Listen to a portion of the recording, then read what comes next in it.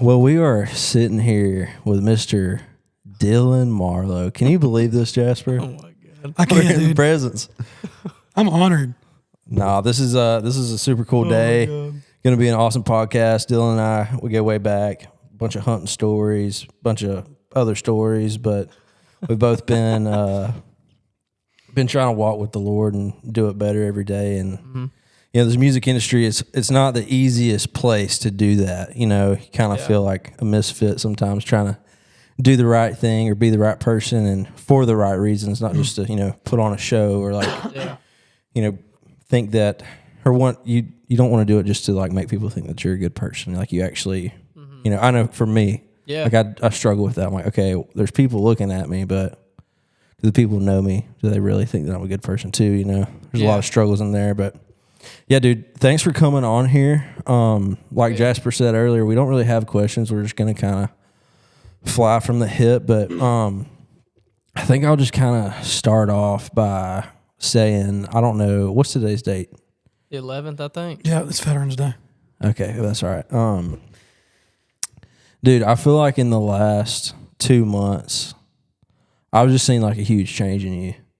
I hadn't told you that yet, but I've seen it. I know. I think you said last night at dinner, Natalie was even like, "Yeah, you're just like doing so much more." And it's been super encouraging as your buddy. You know, I'm a little bit older than you, and I feel like as men, you know, like 25 rolls around, your life kind of hits the fan. Yeah, and you look around, and there's just the walls are brown, and 1,000%. then you kind of start to figure out, man, maybe there's more to life than, you know, just all the things that we thought we were cool for the, you know, amount of time that we've been alive. And I've just seen I've just seen the transfer, and I just want you to talk about that. I know you and Kevin are close, and y'all been spending a lot of time together, and I'm super happy for you. So if you want to talk about that, that would be dope. Dude, I think some of it comes to just being off the road, like, and having a routine.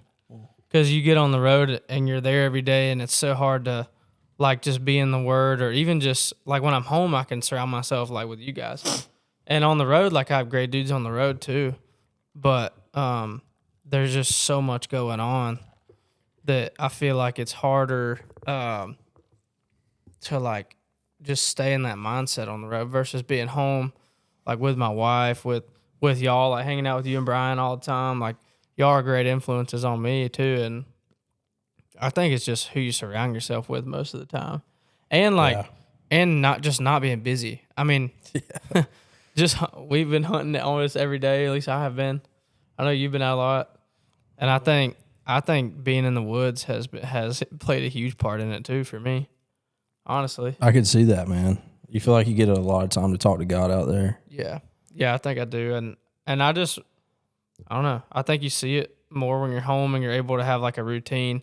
The challenge, I think, for me going into the next year is how do I take like this season of being on fire for God onto the road?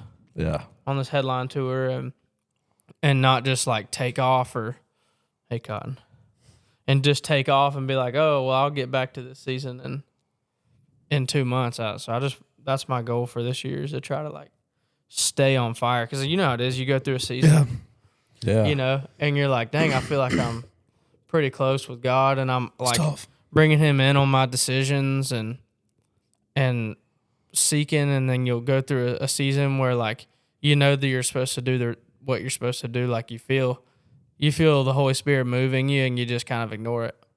Yeah, it's like the same thing happens in your faith life that it does like with a gym when you're like, man, I've been at the gym for 3 months straight. Yeah. And then you miss a day and you're like, it's all good, I'll go tomorrow. Yeah. And then you miss tomorrow. And then you miss the next day. And it's like, dude, I haven't been in the gym in 6 months. It's like, I find myself in my faith life like that all the time where I'm like, how did I go from being so disciplined and on fire to like waking up every morning and reading my Bible before I go to bed or all day to like, I ain't read it in 3 months. Yeah. And it's one of them things that's hard to get back into, it's like tough. The gym, because you kind of feel guilty and you're like, hey, God, I'm slipping back in, but you feel kind of weird about it. Yeah. But he's like, bro, come on. Yeah, come on. He's We've every time, you. Every time, dude. It's so weird. It's like whenever I realized not too long ago that that being a Christian isn't just like, okay, I'm a Christian. It's like when you, like for me, like when I look up, when I get into something, I watch tons of YouTube videos on it. So like when I'm trying to get into the gym, I'm watching videos every day. Like I'm like, how do I lose a skinny fat body type? And I spend hours on it. Mm-hmm. And then I'll look back and I'm like, but I'm not doing that with God all the time. Yeah. Dude. And you have to be. Like you can't. You gotta go to school. You gotta be, like we watch hunting videos every night to try to figure out what bucks are doing during the rut and what saddle to hunt on and what like ridge to be on and what to do with this. And you get so educated on deer hunting. It's like that's how we gotta be with God, and we don't. I don't. I know, I'm the same way. We talk about all the time, like, because I'm the same way. If I get into anything, dude, I'm going to obsess over it. Yeah. I'm going to sit there and I'm going to be on YouTube all night. I'll get on a rabbit hole. I'll be on Reddit forums. Like, I'll know everything. Mm-hmm. Yeah. And then I'll even feel guilty over it where I'm like, dude, I just spent hours. My Bible will be laying next to me open. Oh, yeah. And I'm over here looking at the inner workings of a watch. You know what I mean? Like, yeah. Stupid. And you're like sitting there looking at it. You're just like, I should just do it. And you're like, but I want to know. I think it's like, and we've talked about this and we've all seen the videos and heard this a million times, but like, it is one of those things to me, it seems to be true, like the spiritual versus your flesh battling, where it's like, why is it so hard to make yourself just read the Bible? Because our flesh is just so sinful. That's what I'm saying. Like, it's our nature. It's got to be that. Bad. It's got to be. I think the two heaviest things in the world are the front cover of my Bible and the front door to the gym. That's good. And once I get in there, I'm like, oh, this is so easy. Just opening it up. Like I'm not being weird. Like I'm a decent reader, but like I can go like move some weight in the gym. I'm not like a little boy. But even when I open the word, I'm like, dude, why haven't I been doing this? I know. Like I'm just reading. Well, like, why don't I just like why is that? Like if this was a different book, would I have the same problem? Mm-hmm. Yeah, it's just so weird because I think that our flesh knows that it's just gonna like that's what chisel. Yeah. So internally, like we don't really know the battle that's going on. But, like to us, it's just like, well, I'm really stupid for not opening this book right now. But realistically, your flesh is just like, no, man.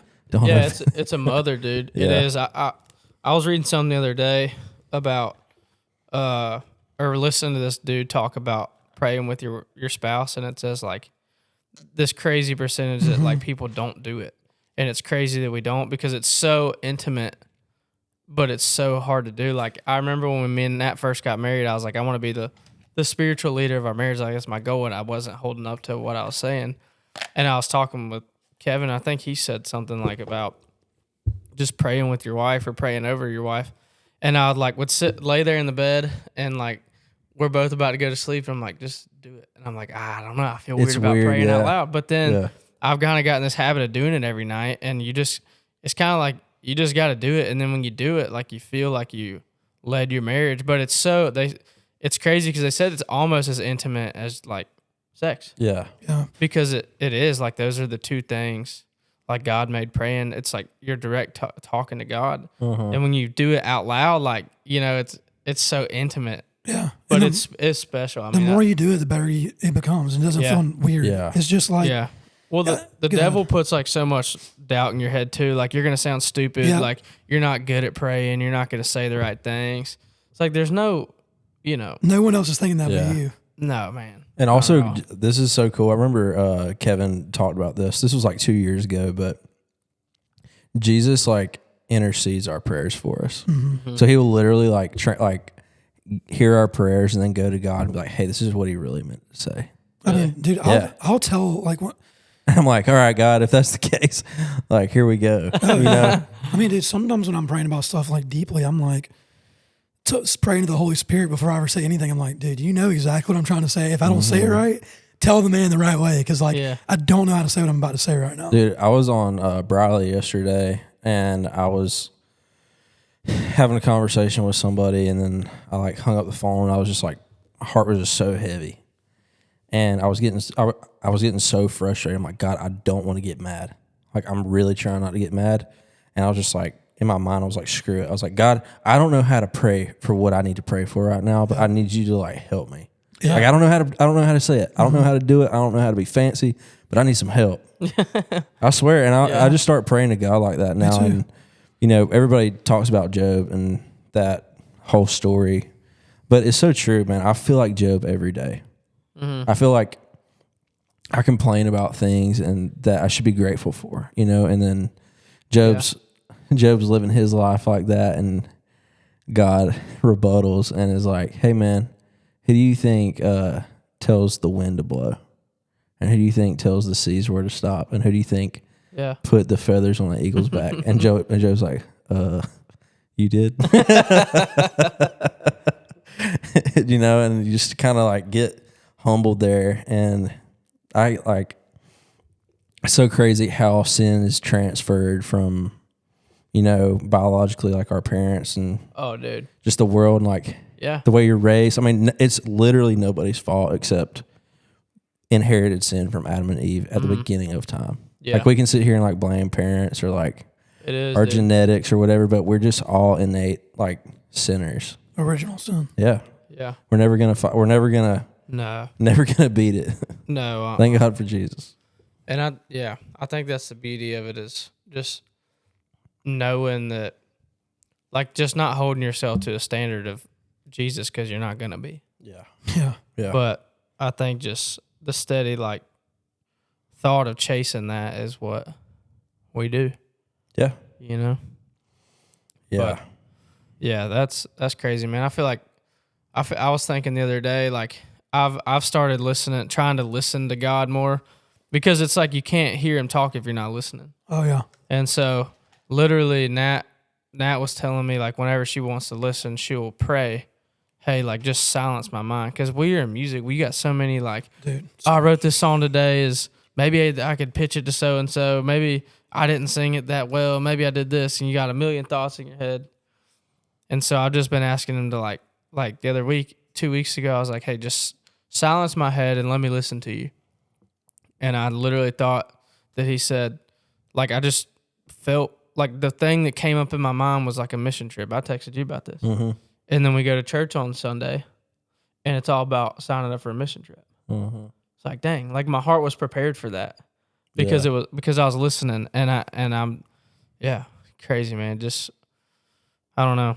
When you listen, he tells you, and when you don't want to hear what he has to say, you still feel it. Oh yeah. Mm-hmm. You know? Yeah. So are you gonna go? Yeah. Yeah. Yeah, king you. I told Morgan about it, and she was like, you know, that's like the month before. Yeah, it's right before your wedding. It might be tough. I was like, I know, but the boys are going. I want to go. I know. I was thinking about it, dude, because I went to church by myself yesterday, and y'all went to the 9, I'm guessing. Yeah, because her dad was in town, so we went a little early. Dude, sometimes I enjoy going to church by myself. Not that I'm glad that Morgan's not there, but like, if I kind of want to like raise my hands or something and not like have Dylan or like Morgan next to me or somebody that I feel like they're gonna think I'm weird, like I'll just kind of party by myself. That's the thing. Like we never do. Like that's why I want to do this worship night tomorrow, because I just feel like I've never been a hand raiser, because like you said, you look at like, I don't know what your parents did. Like I never saw my parents do it, and so it's just always been this, like, I always looked at people when I was little like, what are they doing? And I can't get that like stigma out of my head, and I'm trying to like release it, because you really do feel like, even if you just open your hands, like you feel like it's just crazy. Like you wouldn't get it unless you're there. But no, dude, I would never. I don't think that you would make fun of me, but I just think that like. Did you see Tyler at church, dude? He had his hands up. I think Morgan would be more embarrassed than anything. But I think it depends, dude, because like I'm the same way though. Like I just had this conversation with my mom. Really? You know how I am about picking a church and it's just blah, blah, whatever. I've always been like, I don't do that, dude. And it makes me feel weird when other people do it too. Yeah. But then it's funny because like lately, over the last few months, when I'm at home by myself praying, I'm doing that. Yeah. And then I've noticed this too by myself, which is, it's really God just mocking me probably and making a joke. Is like, I've some problem with worship music for some reason at church, depending on the church. But dude, now late at night when I'm like, can't sleep, I'm getting out of the bed, I'm getting my guitar and I'm picking and I'm praying over me playing. And I'm like, dude, God's just trying to make fun of me right now for all the smack I talked about people raising their hands. But I was going to say, like, you know, Bible study the other day when that dude was like, hey, like, I'll play a worship song before we leave. Oh, dude, we were all hands up in there, and like, it didn't feel weird at all. I think it just depends on where you're at. Yeah, it does, dude. And half the time for worship for me, like, I'm sure literally the other day, me and Tyler were sitting in church together, and like sometimes I focus on the music, and the bass player played this sick riff, and me and Tyler were like, "Did you hear that?" Don't you hate that? It was like a guitar lick. It was dope on the bass. Yeah, it was really sick, and we both were like, "Did you hear that?" And it's like I'm focused on. I know. I think that's part of my problem too. On the music. I think that it's a good thing. Like, there's gonna be so many people that disagree with this, but here is the clickbait for this video. I think having drums and a choir and surround sound and lights and fog is awesome. Yeah. Like I used to go to church, and like I would sit in the very back, like literally nosebleeds and cross point, but like, man, these people are really putting on one hell of a show, you know? Mm-hmm. I have that problem though. I'm that guy. And then one day God just kind of laid it on my heart. He was like, bro, this is where you tell me thank you. Yeah. And I'm like, ooh. Yeah. So it's like more about my heart posture rather than what anybody else is doing. Like they could be singing Mary Had a Little Lamb or like whatever song.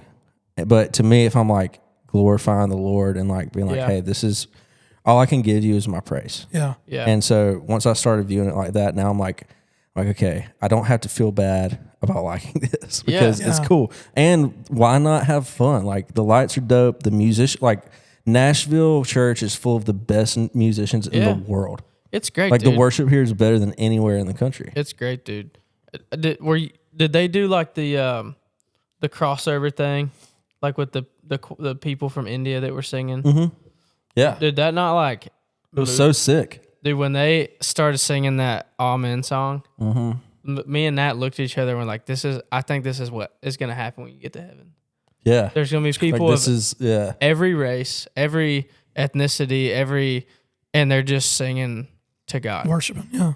That's what heaven, it kind of brought me, there was two things literally this Sunday that brought me to tears. That, and I don't ever really cry, I get choked up, but I was getting choked up. I was like, man, this is so powerful. I feel like I just saw a glimpse of heaven. Like there's just, I don't know. And then the other thing is where we sat that last week, I think we sat there again this week, and there's these two, like, I guess mentally handicapped. Yeah, the special needs kids. Yeah, special needs kids in front of us. And dude, they have their hands up. They're singing everything. Mm-hmm. They have the most childlike faith. And it just inspires me every time because I'm like, man, they don't care who's looking at them. They don't care. They're singing as loud as they can sing. They're just that's like, you know, and we're all in our heads about it, and they're probably making God happier than anybody else in that room. Yeah, for sure. All right. Know? Well, then I'm making it a point next time we're in church together. I'm like, bro, you better raise your hands to this next song, bro. See, dude, I'm not coming back with you, bro. Dude, I know. Now I'm gonna laugh. Now I'm gonna think about it when I'm beside you. I know. I'm gonna think about it everywhere I go now. I think I have part of my problem with it is like what you were saying, where it's like you pick the things out. Yeah. I think I have a bad problem with that, being like too analytical when I'm like, yeah. I know exactly what's about to happen. I know exactly what's about to happen. Speaking of which, they said they had the greatest praise band. Trust me, I've praised more with bands than anyone I think else. all of these people are from Pennsylvania. One thing is for sure, there's not going to be one dog in this service worried. No more dogs are getting eaten. Anyways, dude. That's amazing, though. That's really good. Yeah. I think I get too analytical with like, here's my part that I don't like, dude. It's that I know when like any pastor anywhere, especially in Nashville, when it's like they're right there at the end of the thing and they start talking real soft, dude, and everyone's like real into it, and all of a sudden the other guy sneaks up there and starts hitting those minor chords on the synth, and I'm like, I hate this.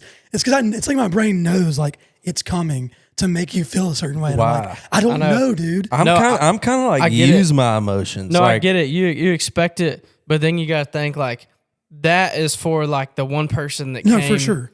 For sure. Yeah, it's hard. I get it though. Like, cause you expect it. You're like, okay, I know they're about to come play while he talks. It's going to be moving. Yeah. But it's crazy because you think of it like that, and there's like one person who's had the worst month of their life, who's just coming to Jesus, and then when you think about it, you're like, oh dang. Yeah, that's what my mom always tells me that. She's like, it's not for you, right? And I'm like, okay. She's like, you ever think you're not going to church for you? I was like, dang. Yeah, right. That's a good point. Dang, mama. Yeah. Almost spitting facts. Dude, while we're on all this, and I'm sure we'll jump more into the music stuff later, I saw a video of you the other day. I don't know if you posted it or it was like on my, you have like 1 million like clip accounts of people that just clip your videos. Dude, it's crazy. Like, I see videos of you from other accounts more than I see from your account. Probably do. 'Cause I don't post that much on there anymore. Anyways, there's a video of you talking about you naming the album. Oh, yeah. Or looking for the title track, whatever, and you were praying about it. Mm-hmm. Can you tell that real quick? Yeah. I had this record, like, done, 14 songs, and I just couldn't find the title to it. And I was at Cole's house. I don't know if were you and Morgan at Cole and McKenzie's house the night that we played that werewolf game? Is that the game where we had to guess everybody's identity? Yeah. Y'all were there. Okay, so that night, literally, that grill Cole has called a Masterbuilt. Did he tell you the story about it? I think I was there, but I really don't recall it. Well, he was telling me the story about this grill, and he was like, yeah, it's called Masterbuilt because this dude was working. It's a charcoal grill, but it runs like a pellet grill. So it like the design is really intricate to like drop blocks of charcoal and keep charcoal regulated. It's pretty tricky, evidently. And this dude was trying for years, and he finally just broke down one day. I was like, God, just tell me how, give me the design, give me the wisdom to build this grill, and I will name it after you. And then like the next week, God told, like he got the design, so he called it Masterbuilt Grills. And that really inspired me because like, man, that's crazy. Because I'd been trying to get the title of this record for like 2 months. And I really did not want to just use a track on the record just to like throw it, So anyways, I was like, I got home literally that night, and I was like, all right, God, let's try this.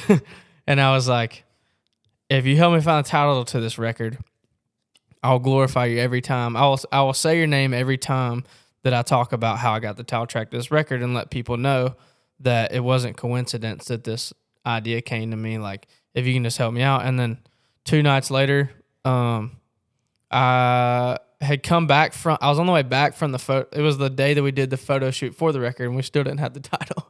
And got to the house, woke up at like 4 a.m.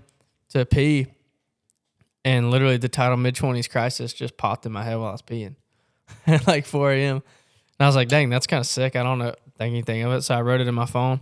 And then I got to thinking about like kind of the stuff I was going through that few months leading up to that. And I was like, man, it kind of is like, nobody talks about a mid-20s crisis, or I had never heard it. And so I slowly just started writing that song by myself that week. And by Saturday, I had written the whole song, and then got back Sunday. Me and Nat were going to Alaska at like 4 p.m. on Sunday. And I was getting back from the road at like midnight on Saturday. And so I sent it to Joe, and he laid the electric track down. I came in and sang like 3 or 4 passes, and then left for Alaska. And that's kind of how I got it. That's sick. And it just fell out like super easy. But yeah, I'm just holding my end of the deal. That's awesome, dude. But isn't it crazy how that works? Yeah, I mean, dude, I took fishing, not big ones, like just to the creek behind my house. I would take trips back there just by myself to see if the inspiration would bring an idea. None of it worked. And then the second I just handed it over to God. Because also I was like, man, if you even want me to put a record out, like maybe he doesn't even want me to put a record out. Because I was kind of thinking like, really? Yeah. And I was scared that I was going to have to like follow that because I don't know. I felt like I don't have a title for it. It doesn't feel complete. Like, do you want me to put a record out? And if you do, like, help me get this title. And he did. And sick. Yeah. It's crazy that like hearing other people's stories of like getting answers or like seeking wisdom from God can inspire you to go do it and get it. That's I won't tell the whole story because we've already done it, but like that's how this happened for me and Tyler.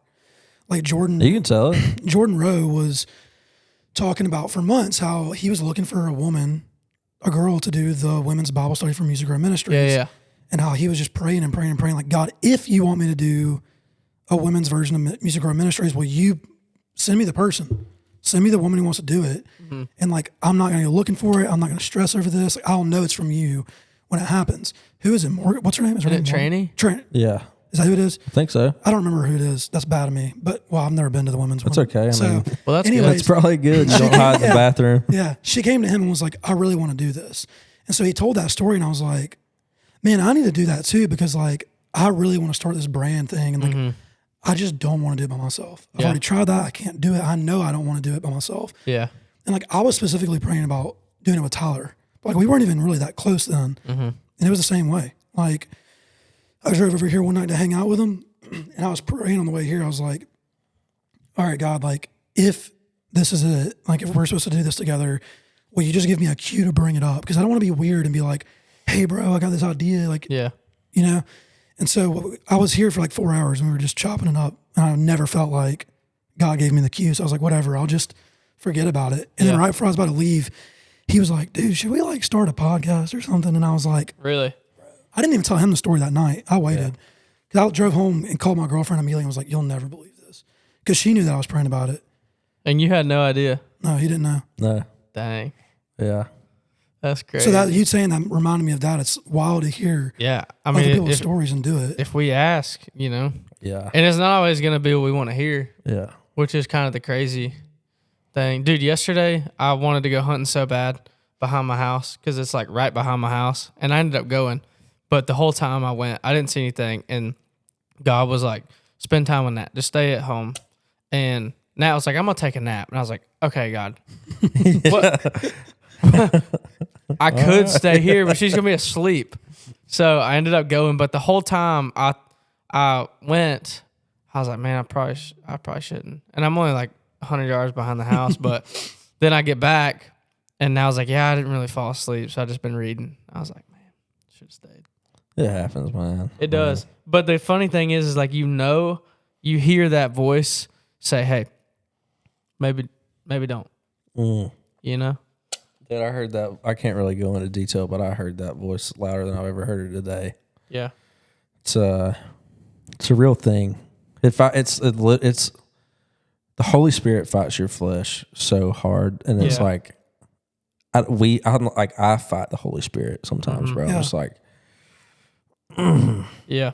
It's like not what you want to do, and I feel like sometimes I'm learning this. I could be completely wrong. If Kevin's listening to this, maybe he can point some scripture out and correct me. But sometimes I just feel like, man, the Holy Spirit tells me to just like put my guns down.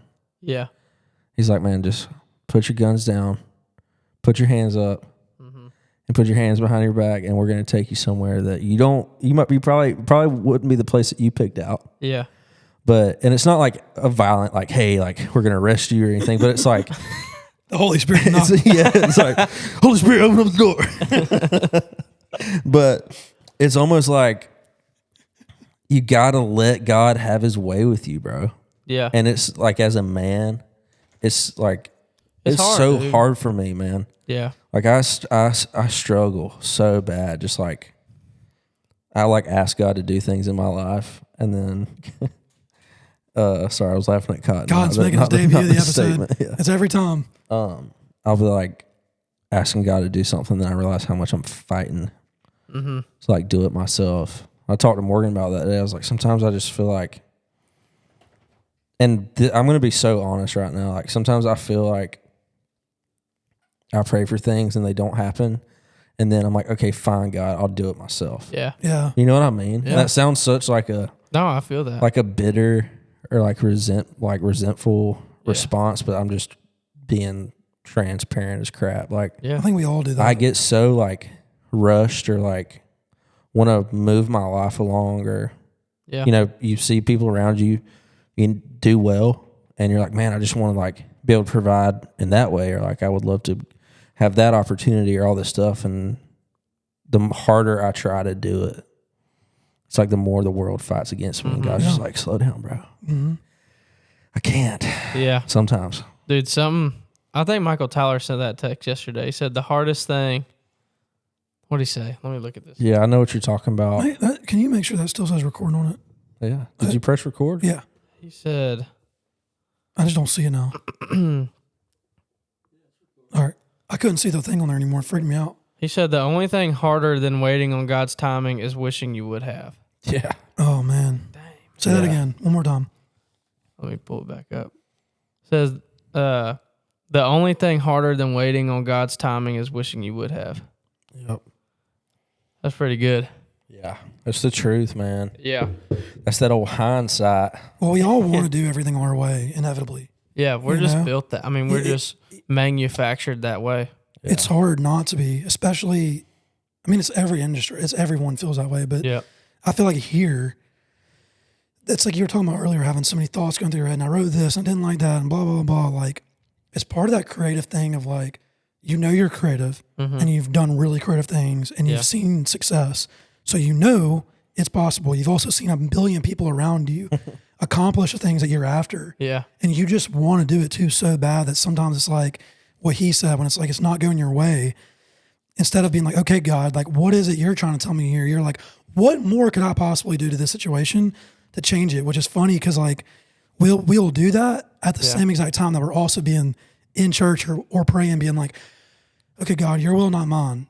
But as soon as those words come out of my mouth, I'm going to go back to being like, all right, now what can I do about this? Yeah. You know? And like something that I don't know if I told you this, but maybe I did. I went to this it wasn't a men's conference, but I went to this Christian inspiration, motivation conference with my dad and my brother-in-law a week ago, and it was awesome, dude. And like one of the notes that I wrote down and like wrote for myself was like, dude, I need to start, and this should go for my whole life, not just for my dreams, but I was thinking specifically about my dreams of like, I need to hold these dreams with my hands wide open, because like what I do is I hold them very tightly. Yeah. I clench them like, these are mine.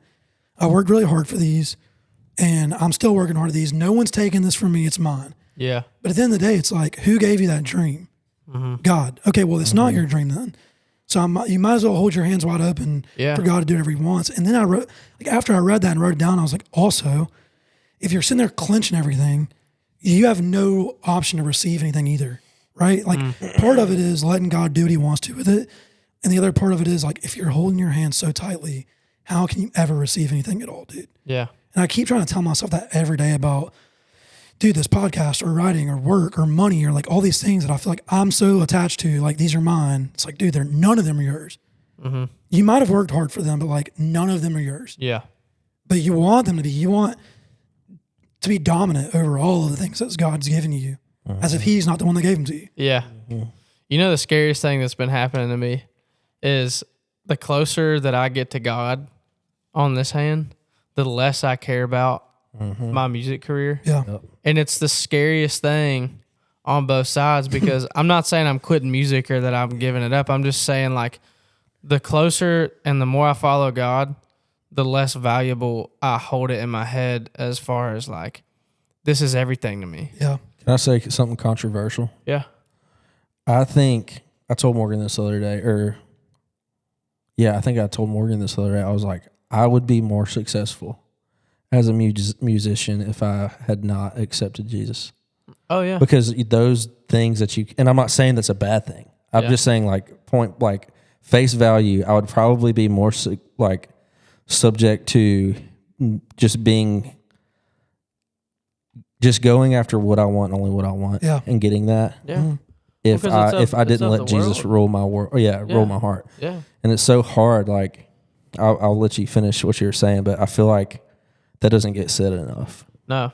So if you elaborate on that. No, I mean, you see, like, you'll see people, you know, you'll see things that you're like, how is that person? Look at what they're doing.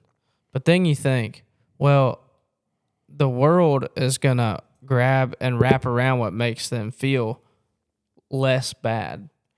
And I guess I say that as like, if you're trying to not feel convicted and you want to buy into this stuff, it's not going to make you feel convicted like some of these people do in music or anything in life. Like the worldly stuff down here on the world is probably always gonna win, you know? But and not all the time, but yeah, I don't know. I just feel like as I give it to God more, I care about it less, and which in turn I think is what he wants, because he doesn't want me to hold it so. Because for a while there, I was holding it so high, like you said, and so tight, and that's kind of what sent me into a little spiral that inspired Mid-Twenties Crisis, because I was just holding it so tight at that point. I was like, man, if I don't want to be like a one-hit wonder. I don't want to whatever, but I feel like the closer I've gotten to God, the more I try to follow him, like the less I kind of care about it. Bro. I care about it, but the less like hold it has on me, and the less like face value it has. I agree. Because what's more important is like hanging at home in that. Like today, I don't know. Yeah, it just feels, it's kind of cool, kind of scary at the same time because I work hard for all this stuff and I'm still going to, but yeah, like if it got taken away tomorrow, I don't think I would be as upset as I used to would be. You're not walking up the doors wanting to kick them open. It's like if God opens them, you walk through it. Yeah. If not, I think that's how it's go got to to another be. one. Yeah. I mean, I feel like I've been living in that world for like the last year, ever since like the vocal stuff. Because like you talk about a mid-20s crisis, dude, that was a whole identity crisis that I had, and I learned that lesson that like, but I learned both of what you just said. One, that it really doesn't matter that much, and that is both sides are still scary. Yeah, and it still is, because like when I couldn't sing at all, there was there's nothing else I can do except for accept. Like I can't do nothing about this, dude. There was more peace in that than there was not. Yeah, it was like freeing to be like, I don't have to worry if this doesn't work at all because I can't do anything about it, dude. Yeah, it sucked, and it made me upset. But at the same time, I was like, I can't do anything about it. And then two, made me realize, dude, no one cares. Mm-hmm. No one cares the rate that I care, which means it doesn't really matter that much. It doesn't matter more than my relationship with God. Yeah. It doesn't matter more than my relationship with my girlfriend or my family or my friends, which we've all experienced what it feels like to do the opposite. Yeah. And that sucks. So you lose friends or relationships or whatever. Yeah. But then there is the scary part where it's like, okay, God, I get it. I know this isn't the most important thing. Mm-hmm. What do you want me to do with it? Because I still love it. Yeah. That's where I live now, where I'm like, it's so hard to balance the two, dude. It's so hard to balance. Like, you're going to do what you want to with my dream. How do I not still like wake up every day and be stupidly ambitious and work so hard for it and not care at the same time if it does or doesn't happen?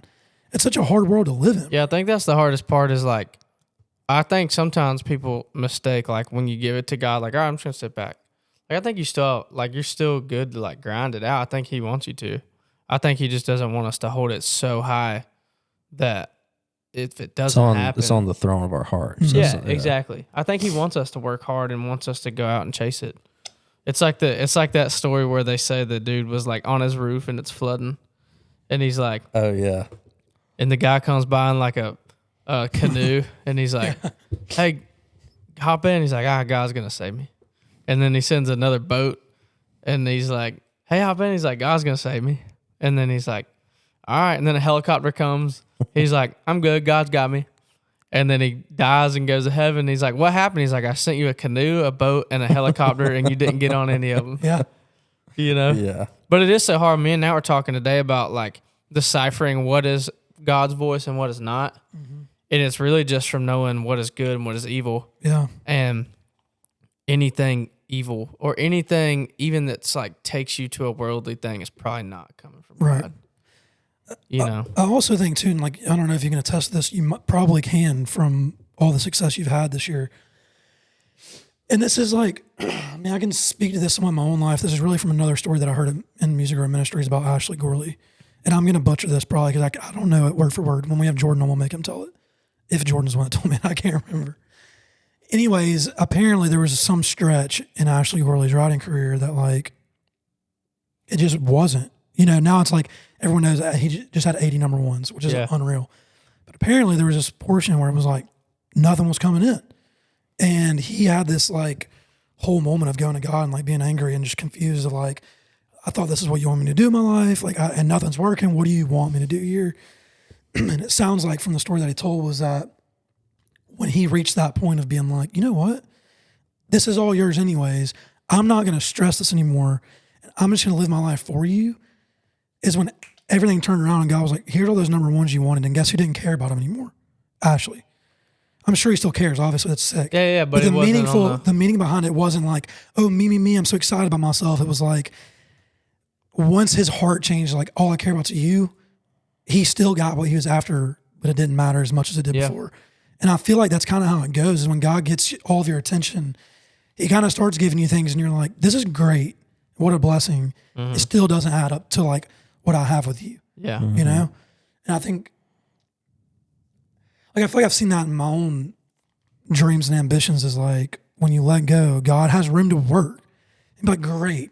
now that you've taken your hands off the wheel, I can finally steer this ship in the direction I wanted to go. Yeah. Anyways, 1,000%. Crazy. 80 number ones. That was a lot. That's so many. Can you imagine, bro? I can't. I don't know if I can. I can't. I can't even. Mm-mm. Well, that's crazy. Since we're talking about it, yeah, walk us through this year, bro. Actually, walk us through like from Last Night Lonely.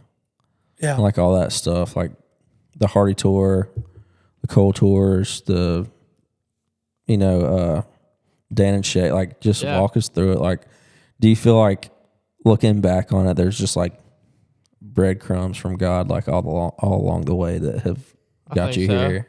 Yeah, I think so for sure. I mean, I don't know. It's kind of crazy. Like, it's kind of flown by really fast, honestly. Yeah. I feel like yesterday I drove up to Illinois and you were on that Cole tour. Yeah. Yeah, I know, man. It's crazy. Like, I don't even know. We just... I guess a better... When did Last Night Lonely come out? Dude, it came out literally the first weekend of the Dylan Scott tour. Which was that this year or last year? That was like 2021. Oh my gosh. Like at the end of 2021 it came out, or 2022, right at the end of COVID. Because I'd met Dylan at the farm tour with Dallas, because they were opening, and that's where I met Dylan, and then he invited me on tour like a month later. And then that was my first ever tour, and it was in like February to like April. And the whole time we're on that tour, it's like climbing the charts. So by the time we got to the end, it finally went number one. So you were just like touring while it was climbing? Yeah, it was cool seeing like every night more and more people knew it. Actually, I think it didn't go number one until the Cole Swindell tour, which was in the fall of that next year. But yeah, it was sick, dude. And it was such a huge blessing, and it just adds like, when you go into the radio game, like it adds a lot of like icebreakers, I think, to radio folks. And, when you go play shows, you got one thing, like everybody doesn't know, you got one thing where they're like, oh, that dude, you know how you get when you're like, oh, I didn't know so-and-so wrote that song. So it like adds like a little bit there for sure, but I don't know. What a key moment though. I want to ask you on two on the same song. One, what was it like getting the call that it was going to radio? And then two, what was the call like, or the moment like when it went number one? Yeah. Dude, when we got the call that it was going to radio, me, Jimmy, and Joe were all on an airplane. So, like, we had got, like, tons of texts from our publishers, and none of us saw them because we're on an airplane. So, when we landed, our phones turn on, and just our phones start blowing up. And, like, Jimmy's, like, 10 rows up, and Seth's, like, 20 rows up. And we were the first people to stand up. We were just screaming, like, on the plane. It was great. Was everybody on the plane like, what's going on? Yeah. Did y'all tell them, like, I just got to know? I don't even remember if we did or not. No. We were just like so pumped. I don't remember where I was when it. They probably thought you were the weird guys that clap, like when the plane lands, you know what I mean? I don't remember where I was when it went number one. I can't remember. I remember this though. This Bart will probably kill me for this, but before it got cut, or before it came out, they had just cut it. And Bart was like, if he ever hears this, he's gonna kill me. He was like, come to UMG Publishing and sit in my truck and listen to it. And I was like, heck yeah. So I put my phone on voice memo and put it in my pocket and got in his truck. And he played it over the truck. And so I had it on my phone, and I was listening to it. I sent it to Joe and said, they were like, don't send this to us. Like, this is terrible. You should have never done this. Joe. Yeah. He's freaking out. He's like, it's not going to get cut anymore. I was like, no, nobody's going to know because now you have it. But yeah, no, it was really cool, like, seeing it climb and yeah, I don't know. It was the first thing of like, oh, maybe this is like doable. But how reckless is the Hardy tour? It was fun, dude. I don't think we got too crazy. I think he was sober the whole tour. Really? Yeah, it was really fun though. I mean, the crowds were great. Like his crowds were like packed in early when we went on first of three, it was probably just as full. Maybe that's sick. 10% less full than what it was when he went on. So that was a lot of fun, and that was fun. The Cole tour was sick. the Dan and Shay tour was one of the funnest ones we've done because me and Shay like just play golf every day. Really? Yeah, every day. Me, him, and Jake, and we just all got along. Like it was like summer camp really on the road. Did you beat him? Jake's a stick, right? Yeah, he's so good. No, I didn't beat them. Shay took a lot of my money. And yeah, Jake told me, he goes, Marlowe, he said, I'll bet you $300. You got 3 holes, just don't go 6 over on the next 3 holes. Oh God. And he said, if you lose, then you owe me $300. I said, easy. I went 7 over on the first hole. Wow. I would have loved to have been there for dude, that. I don't think, because I hit it in the trees, and he's like, oh, you can't take a drop down there because of the colored stick, so you got to re-tee. And I re-teed it into the trees again. So you're hitting like 5 out of yeah, dude. I made like an 8 on the hole or 9. Oh God. And I like never have made that since I first started. It was just because he said it. I can just see He's it. dying I can laughing. see it. Yeah. But we got to play some pretty cool spots. I mean, we played Edgewood, which is in Lake Tahoe, like where the Celebrity Pro-Am is.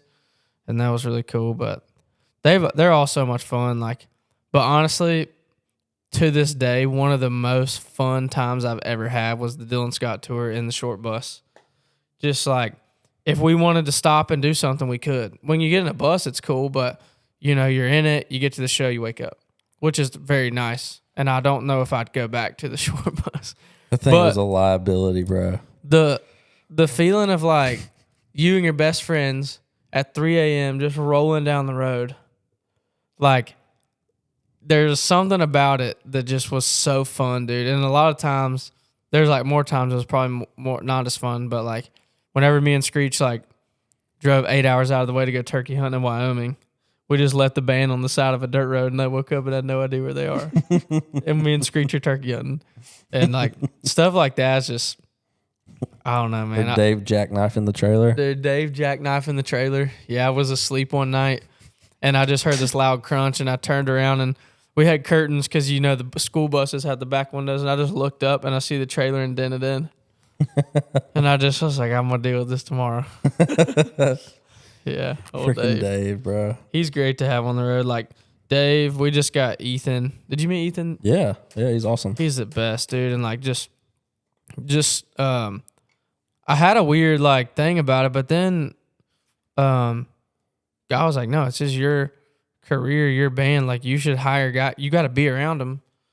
Like, you need to hire guys that are going to make you better. And, like, Ethan, Dave, like, Jonathan, man, they just make me, I mean, everybody's great, but, like, those guys in particular, they make me want to be a better believer every day. And we all, like, fall and we all fail and stumble on the road. It's easy. It's the easiest place to stumble, but just, like, looking up to those guys on the road and being able to, I would say to anybody listening to this, like, if you're hiring a band, dude, like, do some homework. Like, sometimes you can't afford to, and you just got to go out on a weekend, but you're living with those guys, like, and you're who you surround yourself with, and you won't see it in the moment, but you know, you're around somebody that's cussing all the time, you're just gonna start cussing all the time, and then you don't know where it came from, and it's because you're surrounding yourself with it. So I mean, and that's not like shade to anybody. It's just I think you gotta, when you're picking those guys to live with, like, I mean, you pick everybody else you live with. Yeah, you know. Yeah. I don't think people talk about that a whole lot. They don't, man. And you know, if you're gonna try to be a believer and do it, I think you have to. It's already hard enough to not have people in your band that are, not that you have to, not, you know, whatever. But I think if I'm the one signing paychecks, I'm gonna try to find some good dudes to you're the boss. Surround myself with, and super pumped where our group's going. Fair enough. Yeah, it seems like it's only up from here too, man. I mean, I feel like the records reacted well.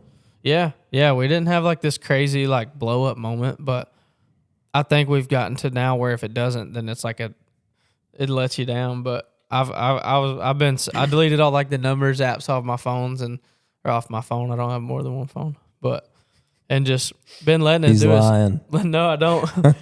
And just letting it do its thing, and it's been really fulfilling because, I mean, gosh, you were at that show. It was just crazy. Like, it was awesome. Organically, just people singing like I don't know. People drove from all over. It feels like the right way to do it. Yeah. And I could be totally wrong, and that's probably controversial too, but I don't know, man. Just writing music and putting out what I believe in, and if it sticks, it sticks, and if it don't, we'll just keep trying. That's what you're supposed to do. Yeah. Yeah. I think the smartest thing, whether it was your idea or you can give whoever's idea it was credit, I don't know who. Right when y'all went on that like tangent on TikTok and Instagram leading up to the album, and y'all were doing content for every song, that was the smartest thing y'all could have done. Yeah, some people only do like one or two. That's what I'm saying. And I mean, it was kind of a group effort of just like, let's just book a session for 2 hours, and just, if we were like, oh, let's do shop radio, or hey, let's do hang it up, or let's do this, like we just did it. And I'm not the best with content. I honestly, personally hate doing it, but it's kind of just one of them things you sign up for now. That I think you've done all right. Yeah. Yeah. It seems to be working. It's working. Yeah, but I don't know. Boy crushes the content. Again, there's more content of you out there from other people than there is of yourself. That's good, because then I don't have to post it. That's good. I'm glad. Dude, wait, I think you commented on this, or maybe you made it a reaction video to it. Dude, where'd the video come from that was like, Dylan Marlowe's the child of Shania Twain and Young Gravy? Do you know what I'm talking about? Yeah, I have no idea, bro. Are you pulling it up right now? Oh, I'm on Spy Point. Did you get some deer pics? I'm checking. Dude, we can't count on this guy for anything right now. Sorry. I haven't had. Oh, well, there's a picture right now. When you pulled yours, I might as well check mine. I'm just going to get on Instagram for a minute until y'all Let's have it see. done. I'm going to go post the picture you were supposed to post earlier. I moved my camera to this pinch point. Like, I had it on this open field, and it wasn't getting anything in the back. So I moved it around to where the field's pinch. Mm-hmm. So now anything going through that pinch point in the field, like this doe, she's just moving. I saw somebody today. He said 2 really cool things. He's like, with cell cameras in the rut, he's like, if you get your buck on camera, it's too late. Yeah. Like, don't go sit where you just got him. Unless it's in a doe. Like a bedding area. Yeah. But he's like, don't rely on your cell cameras. And I've done that already. I'm like, oh, I got this on camera, and I go and I never see it because they're running. Mm-hmm. And then 2, what was the other thing he said? He was talking about the settings to put on your cell camera during the rut, because he was like, every camera you have should be on. We were talking about this last night. Should be on video mode, because if your camera's got a delay, it might see the doe run past. If she's going so fast, you're not even going to see the buck. Yeah. So I put all mine on. I got to get the solar panel, like you said, dude. I'm telling you. But I messed it up the first time. I thought it was bullcrap. Yeah. Because the solar panel was like $50. Yeah, but I just slapped it on there. So expensive. Well, yeah, I didn't realize, dude. Those the Tacticams merch. They don't send us anything, but Tacticam is the best camera. They are, dude. I used Moultrie, and they sucked. Yeah. The Tacticams are awesome. Blur it if you need to. Because you can we'll leave that in there. We sponsor ourselves right now. Literally, the freaking solar panels for the reveals, you charge them. You charge literally. It's like it takes like 2 hours for them to charge in your truck fully. So just think about how much juice is in that baby. Mm-hmm. And then the sun just keeps it alive. And then the sun just reinforces that thing. Charge. I'm about to. Let me add. I guess the Moultries don't suck if they're in a place that has really good service. Gotcha. I haven't used them. It wasn't you. And like behind my house, I have good service. The Moultrie works. And on that mock scrape, for some reason, that Moultrie has never gave out. But the other 2 I have randomly just give out. Like I was hunting the other day and it was working, and then one of them just gave out.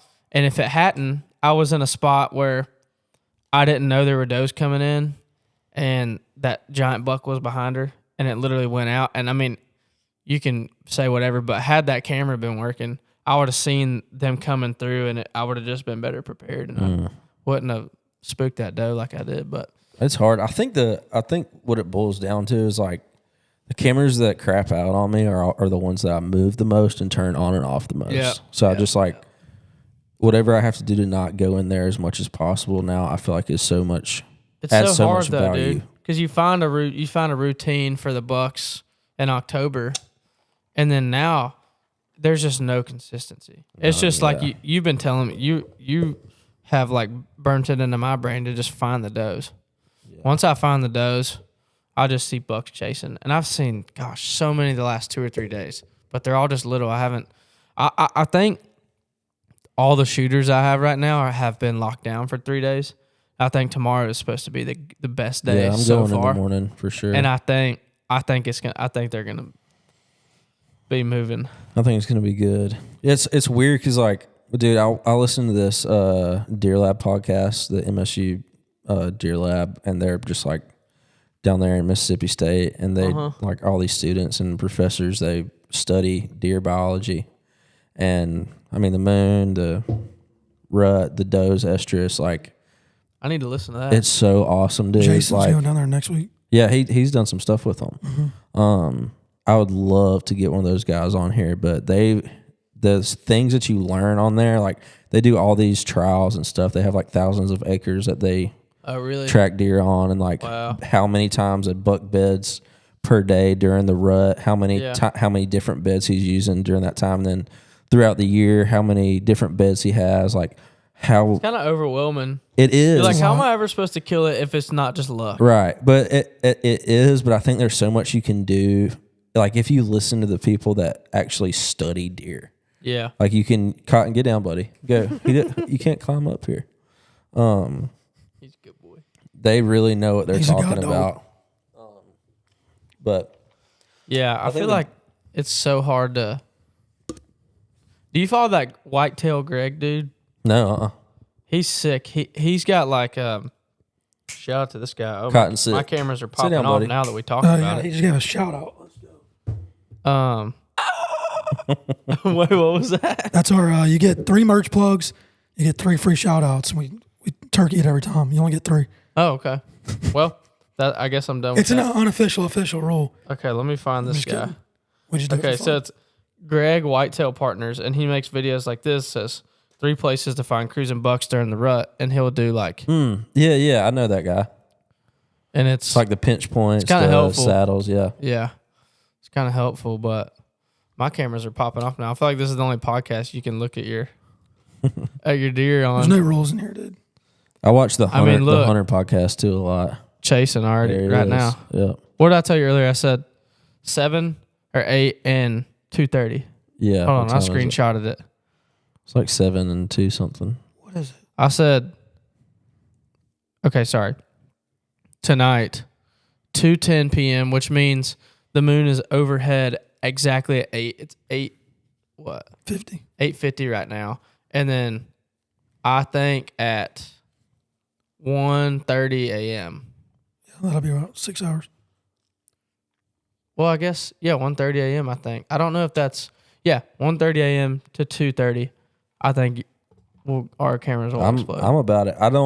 They did a thing on the MSU Deer Lab last year, and dude, I dove into this stuff like crazy. Last year I had the deer bug, archery bug like no other, and I've had to kind of reel that back. But get married. Yeah, I know.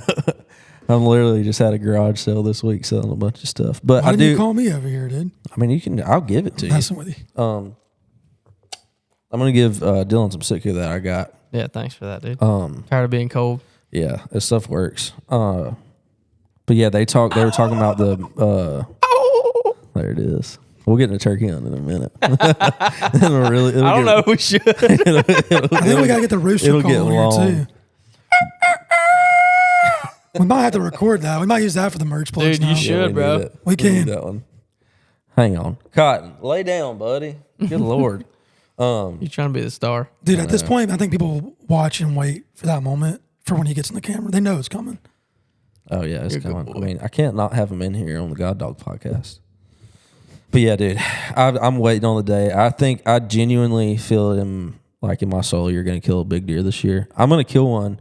I'm kind of limited on my property and the caliber of deer that I have. Yeah. But I'm going to do it, and I don't care how long it takes.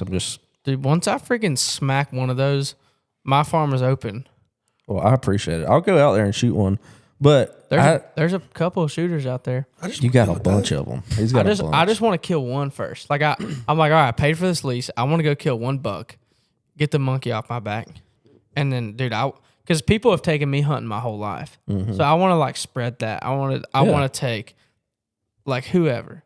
Yeah. I feel the same way. But then I like selfishly just want to kill the first one. Oh, yeah, you should. Dude, when I took Marty hunting on his birthday and he shot that big buck.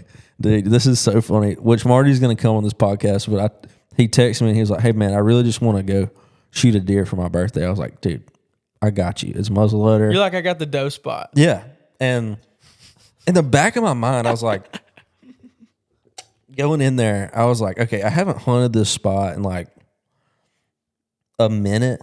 I know these does are out here, and if a buck does come cruising through here, this is where he's gonna be. But I was like, surely, it's just me and Marty out here sitting on the ground, like nothing's gonna walk out. And we're there for 30 minutes, bro, and this freaking 130 walks out. And I'm like, oh God, Marty, there he is. And Marty had the gun in his hand, and it took everything in my body not to take it from him. Yeah. I was like, give me. I was like, no, just shoot it, Marty. Just shoot the deer. He did. That made Marty's like life though. Oh, it did, yeah. It would have been harder if it was like a 160. You definitely would have had to take it. Yeah, I'd have been like, sorry, brother. Yeah. Going to play second fiddle tonight, but I agree. We were running across that field like little girls because we were literally just on this tree line. And Marty was like taking forever to get like set up to like get the crosshairs on him because we were both really shooken up. Yeah. It just happened so fast. And the deer saw us, ran kind of like 10 or 15 yards into the wood line. And luckily I had my antlers on me and I hit him. He came back out. He was like 120 yards. Marty smoked him and we watched him run like 50 and just pile up in the field. And we were Dude, I remember getting that Snapchat and I was blown away because I think he told me he was going hunting with you. And I was like, I didn't think like, oh, they're not going to kill a big buck. I just thought like, oh, he's going to go shoot like a 7-pointer, like a smaller buck. Just like, that's what you think of. And then I see the Snapchat of Martin just running like a kid, dude. Yeah. And y'all are just screaming. I'm like, that made me so happy, dude. I want to pull up this picture. Send it to me. We'll put it in the pod on YouTube. Yeah, dude. I feel like it's going to be a good year. I've never had a lease whatsoever, and finally getting this lease this year was clutch. I did a music video or a photo shoot, first one at Sony at this dude's house, and he's an older dude, and the whole time they were like, whenever they changed the scenes for the photo shoot, I was like, I want to see your farms. And when you have a farm, you love showing people. So he was driving me around, and he's like, man, I got 150 acres that I lease, but the dude hunting it, if he ever doesn't get it, you'll be the first one I call. And so I call him every August. Turns out it's Colby Williford. Yeah. He actually shot a stud out there the other day on his lease. Mm-hmm. And so I call him every August, like, hey, is he still doing it? And he's like, yeah, he's keeping it. But this year he's like, man, you've called me 3 years in a row. He's like, let me check on this other thing. And then he called me back, and he's like, all right, if you'll pay me X amount, it's yours. And I was like, man, done. I was in California. Yeah. I was just at a radio show in Vegas. Actually, the last time, I'm gonna go on record and say this because I'm trying to stop. Not that I had a problem, but it's probably not a good path. But I was in Lake Tahoe on the Dan Shay tour, and I won $4,000 playing blackjack. $4,000, and the lease was $4,000.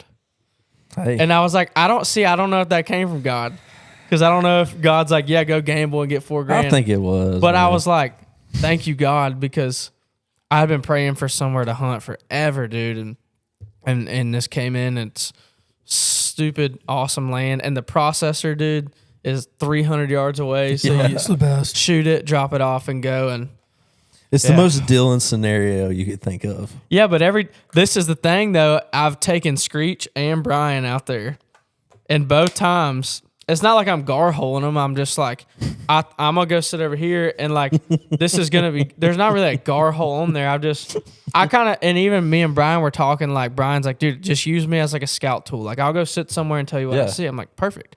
And I was like, the only place you could sit with a wind is right here. Mm-hmm. He goes there and sees the chocolate time buck, my second main shooter. And he's like, I get a text from Brian, said, dude, giant buck coming in. And I'm like, oh God. I'm like, I'm freaking out. I'm like, which one is it? Which one is it? He's like, chocolate horns. The base of his antlers are red. I guess he had just got done rubbing a tree, and he had just ran. There's this horseshoe in that little shape. You walked in, there's a horseshoe, and every buck I've seen in there just runs that horseshoe, and he saw him, and thankfully Brian didn't shoot him, which we were talking about would be a hard decision not to, but Brian's like such a loyal friend, dude. Brian would kill somebody if I asked him to, or if you asked him to. No, he would. He'd be like, all right. He would. He's the best. You could literally I could call Brian and be like, yo, hey, is this line like secure? He'd be like, hang on. Yeah, he would. Click over and I'd be like, all right, we got to go bury this guy. He'd be like, all right, man. I'll see you in a minute. He would, dude. He's literally the best, man. And he's like, man, I didn't want to kill the first buck on your farm. I'm like, mad props. And then the next day, I went and sat where Brian saw this buck, and I sent Screech in where I'd been hunting because there were still bucks. They're everywhere. There's not like a bad spot on that farm. And I was like, I'm going to try to go see if he slips up twice. And then I was literally praying in the tree and looked at my Snapchat, and Screech is like, can I shoot this buck? And I was like a little late to seeing it, but everybody's seen big bucks on this lease except me. You will, man. So I'm telling you, you will. Yeah.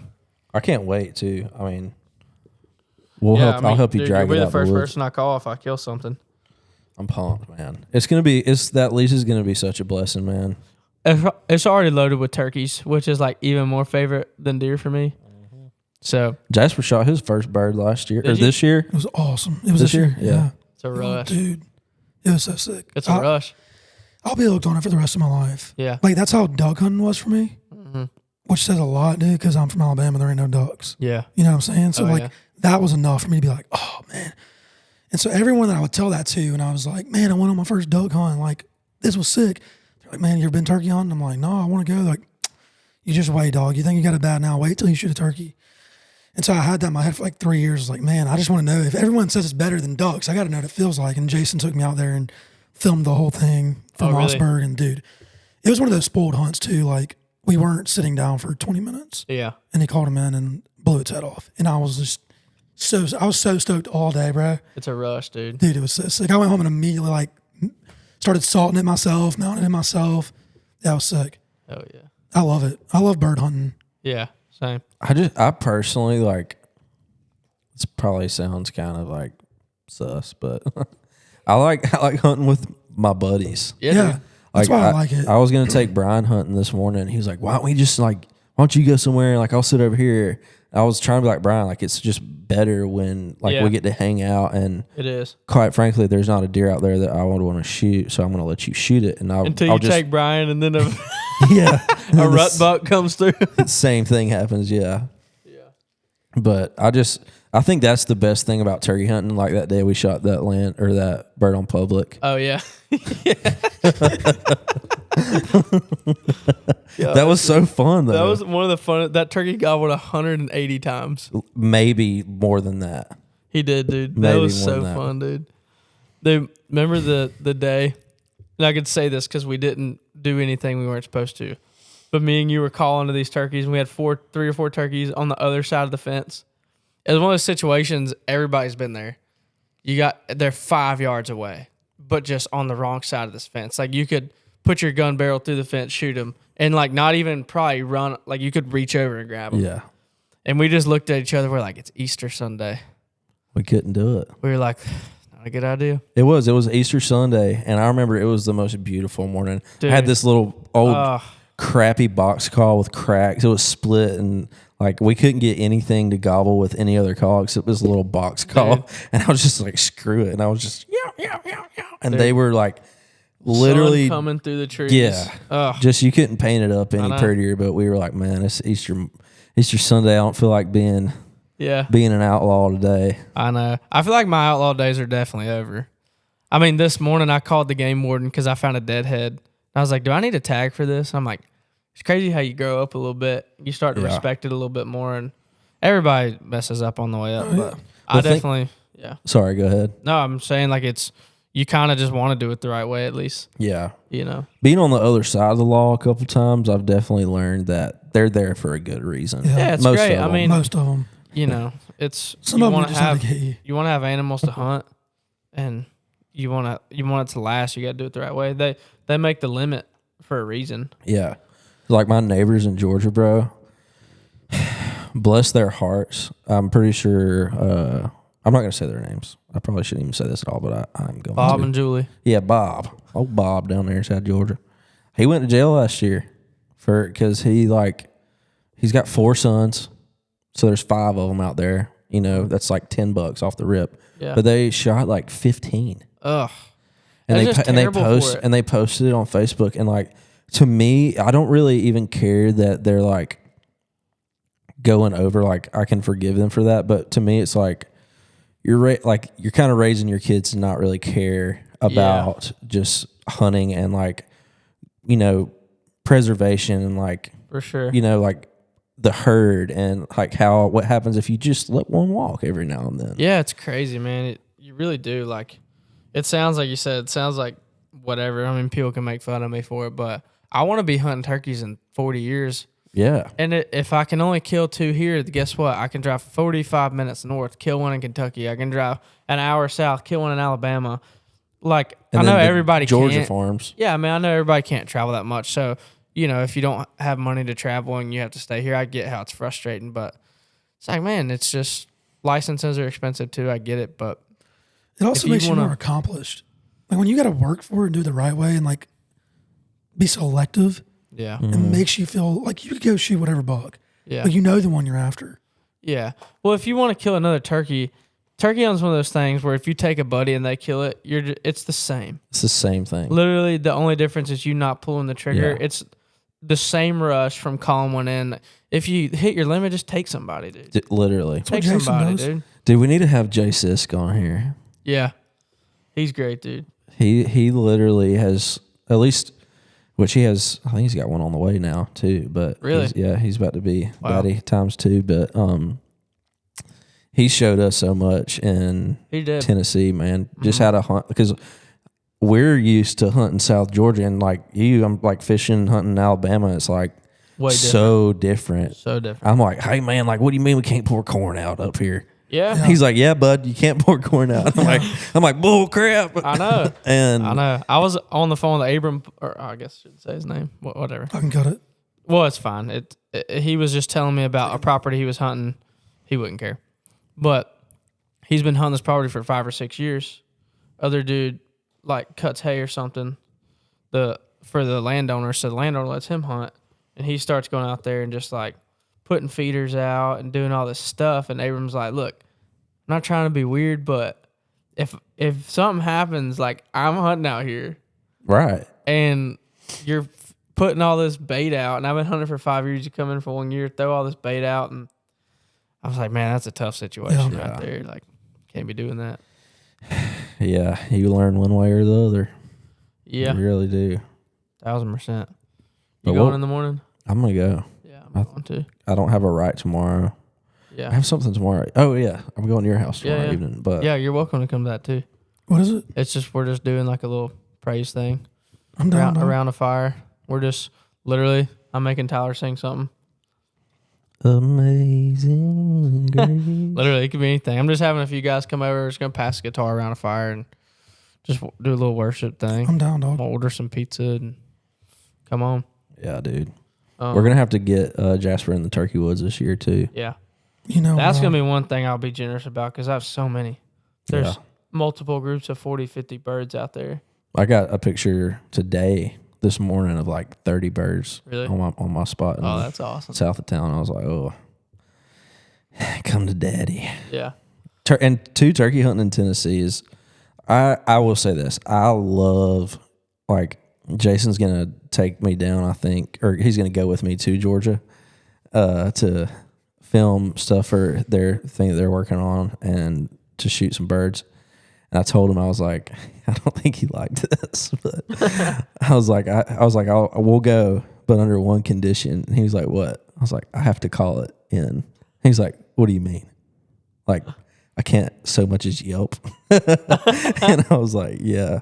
And it's not like it might be a pride thing. Who knows? I might need to check my heart there, but there's just something about calling a bird in on my farm in Georgia. It's so beautiful. Like, We have all these live oak trees, and you can just sit under them, and like the footage is great and all this stuff. And there's nothing better than shooting a bird in South Georgia that's hard to kill. Yeah. But these Tennessee birds are huge. They gobble hard. They gobble like throughout the day. When I moved here, I was like, whoa. Yeah. This is fun, dude, because in Georgia, like, they're so smart. They shut up. They're hunted. If they're not on your property, they're being hunted by somebody on the next property every single time. Yep. Yeah. It's true, man. Well, I was just going to say, we can wrap this up. I know you probably got to get on back home, but, man, I genuinely am proud of you. Thanks. I feel like in my walk, I definitely, like we were talking about the mid-20s stuff, like hit me a little sooner than it hit you. And I just find like so much joy, like even in our friendship now, like so much more joy, like just having you around, like, and you being the way that you are now, because it's just awesome to hear you be like, well, you know, music might not be the most important thing. Yeah. You know, like my friends are cool. Like my wife is very important. And like, I want to spend time with these people, and watching you hang out with Kevin and just make all these changes in your life. Like, I just want you to know that everybody notices.